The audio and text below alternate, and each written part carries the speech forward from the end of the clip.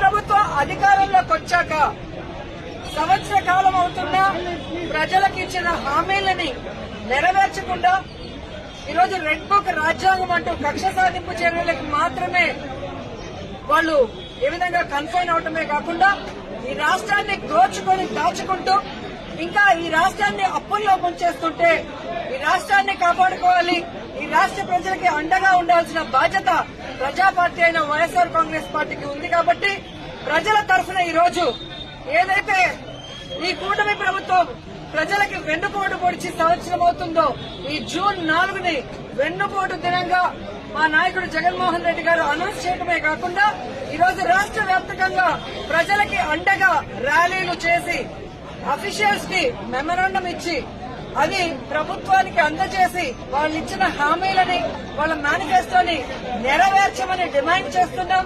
అవి నెరవేర్చకపోతే వదిలే ప్రసక్తి లేదు అని కూడా ఈ సందర్భంగా హెచ్చరిస్తున్నాం. మీరు చూస్తే ఎన్నికల ముందు కూటమి ప్రభుత్వం అంతా ఎలా ప్రచారం చేసుకుందో మనం చూసాం. ముఖ్యంగా తెలుగుదేశం పార్టీ వాళ్ళైతే వచ్చేది బాబే, ఇచ్చేది బాబే. ఏమొచ్చిందయ్యా? మీకైతే పదవులు వచ్చాయి, బాబేవో వచ్చి ముఖ్యమంత్రిగా కూర్చున్నాడు.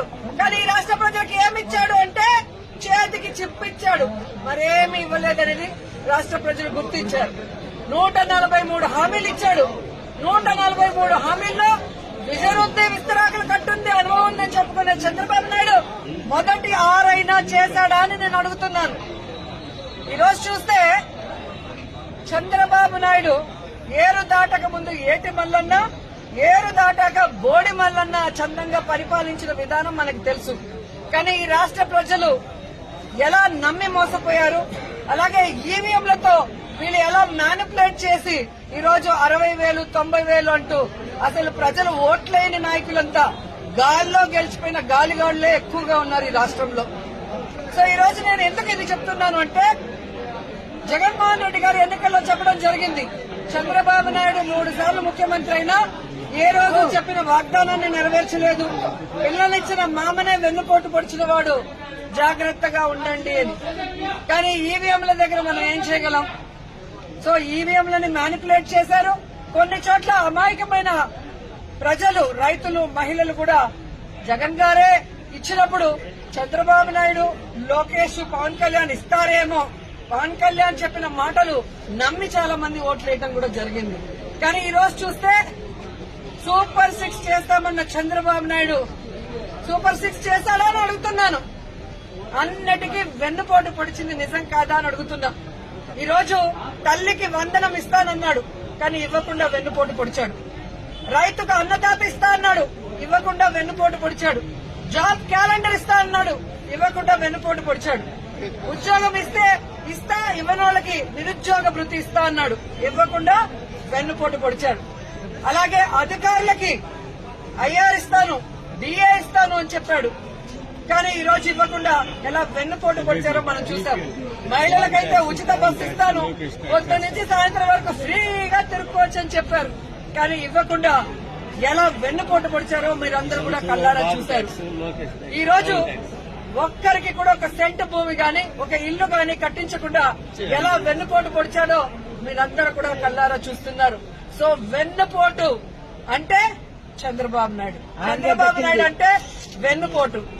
ఇది ఈ రోజు ప్రజలు తెలుసుకున్నారు. వాళ్ళకి జరిగిన నష్టాన్ని వాళ్ళు తెలుసుకున్నారు.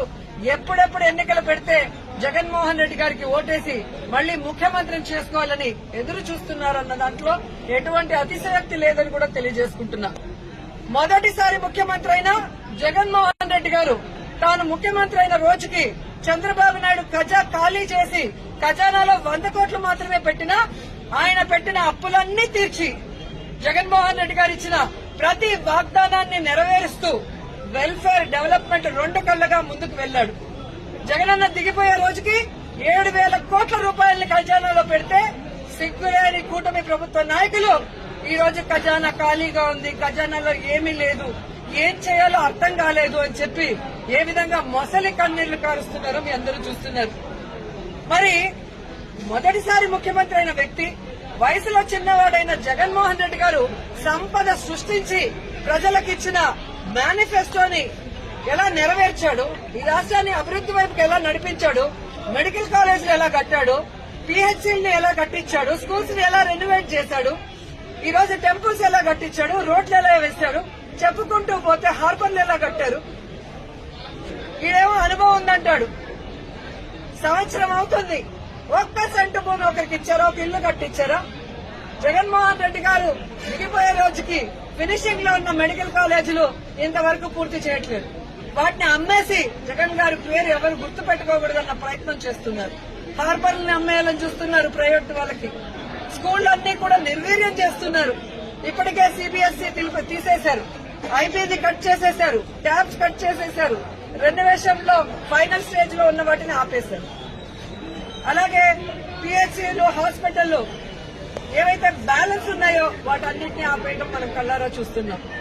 ఇంతవరకు ఒక గుడి కట్టించారా, ఒక బడి కట్టించారా, ఒక రోడ్డు వేశారా, ఒక ఇల్లు కట్టించారంటే ఏమీ కూడా లేదు. వీళ్ళు సూపర్ సిక్స్ ని గాలి వదిలేసి సూపర్ స్కామ్లు చేసుకుంటూ ముందుకెళ్తున్నారు. ఈ రోజు ఈ రాష్ట్రంలో చూస్తే బెల్ట్ షాపులు, పర్మిట్ రూములు ఇప్పటి ముప్పటిగా ఇచ్చి మద్యంతో ఎలా దోచుకుంటున్నారు. ఖజానా బొక్కబట్టారు. ఈ రోజు కూటమి ప్రభుత్వ జోబీలు మాత్రం ఫిల్ అవుతున్నాయి మద్యంతో. అలాగే ఇసుక మాఫియా, ముర్సా భూముల mafia, ganja mafia, drugs mafia, ఈ విధంగా ఇష్టానికి తయారయ్యారు. పోలీసులు ఎలా తయారయ్యారంటే రెడ్ బుక్ రాజ్యాంగానికి కాపలా కాస్తున్నారు. ఈ రోజు ఎవరెవరు వైఎస్ఆర్ కాంగ్రెస్ పార్టీ నాయకులుగా ఉన్నారు, ఎవరెవరు విలేజ్ లో ప్రజలకి అందుబాటులో ఉంటూ అన్ని చేసి మంచి పేరు తెచ్చుకున్నారో వాళ్ళందరి మీద లేనిపోని అక్రమ కేసులు పెట్టి వాళ్ళని అరెస్టు చేసి కనీసం ఛార్జ్ షీట్లు కూడా వేయకుండా వాళ్ళ మీద బెయిల్ రాకుండా ఎంత చేయాలో పోలీస్ వ్యవస్థ అంతా కూడా చేస్తుండటం మనం అందరం కూడా గమనించాలి. నిజంగా ఒక తప్పు జరిగితే కేసు ఎఫ్ఐఆర్ చేయండి. ఇమీడియట్ గా 10-15 రోజుల లోపలైనా మినిమం ఆ కేసుల్ని ఛార్జ్ షీట్ వేసి మీరు కోర్టుకి అప్పగిస్తేనే కదా వాళ్ళకి బెయిల్ వస్తుంది. అంటే తప్పుడు కేసులు కాబట్టి ఛార్జ్ షీట్ లో నిజాలు రాయాలి కాబట్టి, తప్పులు రాస్తే రేపు వాళ్ళ ఉద్యోగం పోతుంది కాబట్టి ఈ రోజు తప్పుడు కేసులతో జైల్లో 50 రోజులు, 60 రోజులు, 70 రోజులు మగ్గిపోయే పరిస్థితి వైఎస్ఆర్ కాంగ్రెస్ పార్టీ కార్యకర్తలకి, నాయకులకి కలుగుతోంది. ఎవరైతే ఈ రోజు తప్పుడు కేసులతో జైళ్లకు వెళ్లారో వాళ్ళకి అండగా నిలబడ్డాం. వారందరికీ కూడా ఈ రోజు బెయిల్స్ ఇచ్చాం. ఎవరైతే వాళ్ళ మీద అక్రమ కేసులు పెట్టి ఇబ్బంది పెట్టారో ఆ కూటమి నాయకుల్ని గాని, ఆ అఫీషియల్స్ ని గాని వదిలిపెట్టేది లేదు. మీకు రెడ్ బుక్ రాజ్యాంగం ఉంటే మాకు అంబేద్కర్ గారి రాజ్యాంగం ఉంది. అంబేద్కర్ గారి రాజ్యాంగం ప్రకారం న్యాయబద్దంగా మీ అందరినీ కూడా శిక్షిస్తామని కూడా ఈ సందర్భంగా తెలియజేసుకుంటున్నాం. అలాగే మీరు చూస్తే ఈ రాష్ట్రంలో ఆడవాళ్ల మీద ఏ విధంగా అరాచకాలు, అక్రమాలు, రేపులు, దురదృష్టకరం 3 ఏళ్ల అమ్మాయిని కూడా మొన్న మీరు చూస్తే ప్లీనరీ జరిగే ప్లేస్ లో రేప్ చేసి చంపేసి కంపల్లో వెళ్తే ఏ వంట బాగుంది అని మాట్లాడతారు, ఎంతమంది వచ్చారని మాట్లాడతాడు చంద్రబాబు నాయుడు. ఇచ్చిన సూపర్ 6 కి దిక్కు లేదు. 6 శాసనాలని చెప్పి సిగ్గు లేకుండా మళ్ళీ లోకేష్ గారు అనౌన్స్ చేస్తారు. పవన్ కళ్యాణ్ ఏమో నాకు ప్యాకేజ్ ఇస్తే చాలు, ఎవడెక్టు వచ్చినా నాకెందుకని. రాష్ట్రంలోనే కాదు పిఠాపురంలో ఆడపిల్లలు రేపైనా పట్టించుకోడు.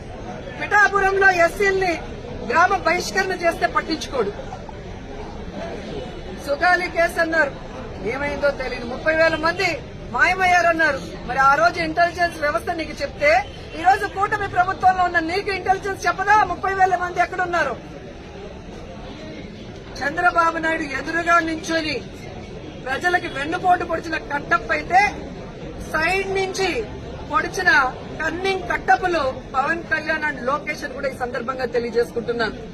సో ముగ్గురికి నేను చెప్తున్నా, మీరు ప్రజలకి వెన్నుపోటు పొడిస్తే సైలెంట్ గా వెళ్లే పరిస్థితి లేదు. ప్రజలకి అండగా జగనన్న ఉన్నాడు. జగనన్న వెనక మేమందరం ఉన్నాం. జగనన్న సైనికులుగా మీ ప్రభుత్వం మెడలు వంచుతాం. ప్రజలకు మీరు ఇచ్చిన హామీలు నెరవేర్చేంత వరకు